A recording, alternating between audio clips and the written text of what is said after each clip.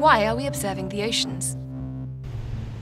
Our planet is changing fast, and there has never been a greater need to monitor, understand, and predict change in marine systems. Thanks to research, innovation, and investment in technology, satellites now routinely monitor the surface skin of the oceans on a global scale. But the ocean basins and the deep sea floor, which can reach depths of more than 11,000 meters, are beyond the reach of satellite remote sensing. Understanding these deeper and more remote locations is key to understanding the global ocean and its impact on the climate system. This requires the latest in-water technology and engineering to develop automated observatories that continuously monitor the ocean environment beneath the surface. We also need to understand how the ecosystems that provide essential goods and services are responding and coping with the global change. How are we observing the oceans?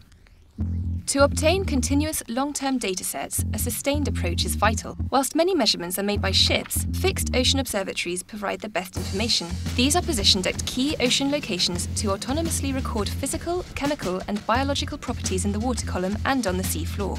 Data can be sent back in near real time in a variety of ways: by satellite from surface buoys, acoustically from the deep sea, along seafloor cables, and manually by recovery of deployed equipment and experiments. The European Commission supports many marine projects which contribute to the Group on Earth observation. These monitor and assess the impact of global change on the ocean, from the Arctic through the Atlantic to the Mediterranean and Black Sea. Projects include the Fixed Point Open Ocean Observatory Network Eurosites, the European Sea Observatory Network ESANET, and the European Multidisciplinary Seafloor Observatory Infrastructure EMSO. Another project, Hermione, focuses on hotspot ecosystem research in the deep sea and man's impact on European seas. Now let's have a look at the deep sea floor environments.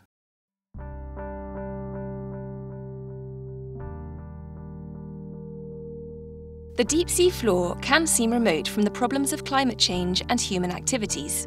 But the deep sea contains a myriad of different ecosystems that all contribute goods and services that are vital for maintaining the planet.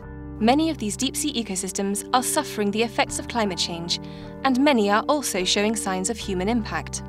Cold water coral communities are very complex ecosystems incorporating thousands of different species and providing breeding grounds for commercial fish.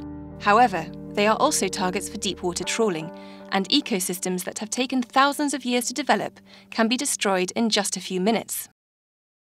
The seafloor can also be used as a vital early warning system for geohazards, including tsunamis and earthquakes. Technological advancements now enable seafloor cables connected to sensor platforms to collect and transmit data in near real time. Once the seafloor nodes are positioned, mooring lines and other platforms can be attached to collect vital environmental data on the ocean mass above. How are scientists using these data?